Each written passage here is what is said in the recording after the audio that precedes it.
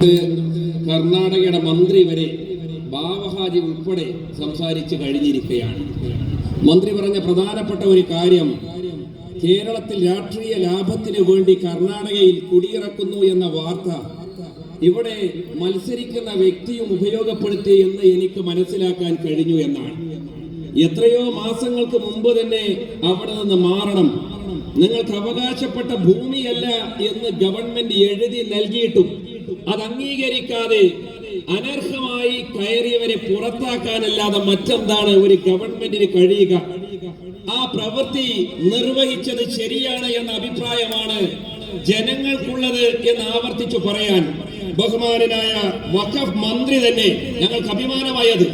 ആ വാക്കുകൾ ഞങ്ങൾ പ്രയോഗിക്കുന്നതിനേക്കാൾ ഉപരിയായിക്കൊണ്ട് നമ്മുടെ കർണാടകയുടെ വഖഫ് സ്വത്തുക്കളുടെ ഉടമസ്ഥാവകാശം നമ്മുടെ സമുദായത്തിന് വേണ്ടി കൈകാര്യം ചെയ്യുന്ന പ്രിയപ്പെട്ട സമീർ അഹമ്മദ് ഖാൻ അവർ തന്നെ വന്ന് വിശദീകരിച്ചിരിക്കുകയാണ്.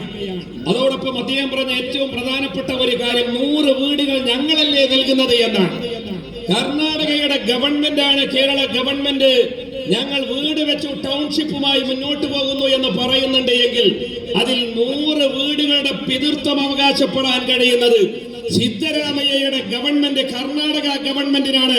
അതിന് നിങ്ങൾ നന്ദി പറയേണ്ടത് രാഹുൽ ഗാന്ധിയോടാണ് എന്ന അഭിപ്രായം പുലർത്തിയ അങ്ങയോട് ഞങ്ങൾക്ക് അതിയായ സന്തോഷവും അഭിമാനവും ഉണ്ട് എന്ന കാര്യം അറിയിക്കാൻ ഈ സന്ദർഭം വിനിയോഗിക്കുകയാണ്. പ്രിയമുള്ളവരെ, ഇത് മാറും. കേരളക്കര തൂത്തെറിയും ഈ ഗവൺമെന്റിന്. ഇതുപോലെ നെറികെട്ട ഒരു ഗവൺമെന്റ് കേരളത്തിന്റെ ചരിത്രത്തിലുണ്ടായിട്ടില്ല. മാറിയേ മതിയാകൂ. അതിന്റെ ഉത്തമ ഉദാഹരണമാണ് ഇതുവരെ നമുക്ക് ലഭിക്കാത്ത ത്രിതല ഭരണ സംവിധാനത്തിലേക്ക് കേരളത്തിൽ നിന്ന് ജനകോടികളുടെ പിന്തുണയോടുകൂടി നമ്മുടെ പ്രവർത്തനം കൊണ്ടല്ല, ജനങ്ങൾ വെറുത്ത് മടുത്ത് ഒരു ഗവൺമെന്റിനോടുള്ള പ്രതിഷേധം അവരുടെ അവകാശമായ ഏറ്റവും വലിയ അധികാരമായ വോട്ടവകാശത്തിലൂടെ വിനിയോഗിച്ചത്. നമ്മുടെ ജില്ലക്കകത്ത് 33 ജില്ലാ പഞ്ചായത്ത് ഡിവിഷനും UDFന്റെ കൈകളിൽ വന്നത് നമ്മുടെ മിടുക്ക് കൊണ്ടല്ല, അത് ജനങ്ങൾ ഈ ഗവൺമെന്റിനെ വെറുത്തത് കൊണ്ടാണ്. ബ്ലോക്ക് പഞ്ചായത്തിൽ പൊന്നാനി ബ്ലോക്ക് അല്ലാതെ ബാക്കി എല്ലാ ബ്ലോക്കുകളും നമ്മുടെ കയ്യിൽ. അതിൽ പൊന്നാനി തന്നെ ലഭ്യമായത് ടോസിലൂടെയാണ്. പുറമെ പഞ്ചായത്തുകളിൽ വെറും 3 പഞ്ചായത്തുകൾ മാത്രമാണ് മലപ്പുറം ജില്ല ഇടതുപക്ഷത്തിന് നൽകിയത് എങ്കിൽ മനസ്സിലാക്കി വെക്കുക, ഇതൊരു യുദ്ധമാണ്. ഇത് അന്തിമമായ യുദ്ധമാണ്. ഈ യുദ്ധത്തിൽ ധർമ്മവും അധർമ്മവും തമ്മിലുള്ള പോരാട്ടത്തിൽ ആത്യന്തികമായ വിജയം ധർമ്മത്തിനുള്ളതാണ്.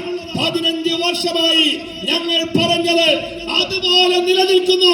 ഈ നിയോജക മണ്ഡലത്തിനകത്ത് ഒരു മാറ്റവും വരുത്താൻ കഴിയാതെ, പുരോഗതിയില്ലാതെ നിശ്ചലമായി നിൽക്കുന്ന ഒരു നിയോജക മണ്ഡലത്തെ മാറ്റത്തിന്റെ പറുദീസയാക്കി മാറ്റാൻ UDF തയ്യാറാണ് എന്ന് വീണ്ടും ആവർത്തിച്ചു പറയുകയാണ്. ഇവിടെ സൂചിപ്പിച്ചല്ലോ 5 പ്രമുഖമായ ഗ്യാരണ്ടികൾ. ഇതാ ജോയ് നമ്മളിലേക്ക് വരികയാണ്.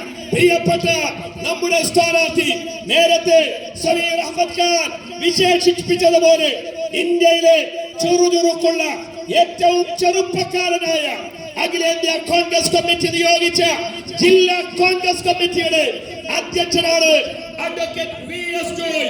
ഇനിയുള്ള നാളുകൾ സന്തോഷത്തിന്റെ ദിനങ്ങളാണ്.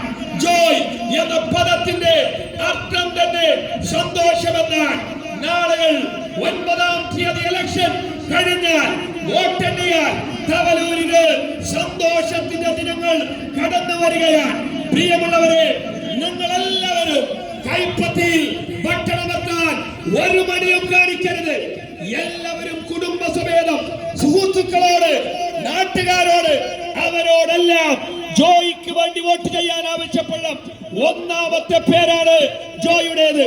1ാമത്തെ പേര്, 1ാമത്തെ ചിഹ്നം, 1ാമത്തെ പേര് VS ജോയുടേതാണ്.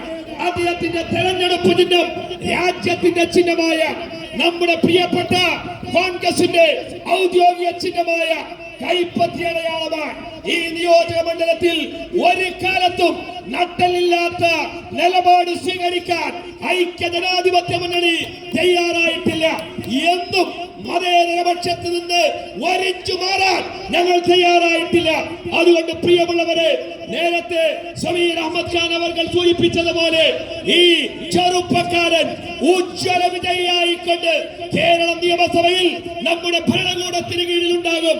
അതിന് ദൈവം തുണക്കട്ടെ എന്ന പ്രാർത്ഥനയോടെ അവസാനിപ്പിക്കട്ടെ. അഭിവാദ്യം. ജയ് UDF, ജയ് ഹിന്ദ്. പ്രിയങ്കരനായ നമ്മുടെ സ്ഥാനാർത്ഥി അഡ്വക്കേറ്റ് VS ജോയ്.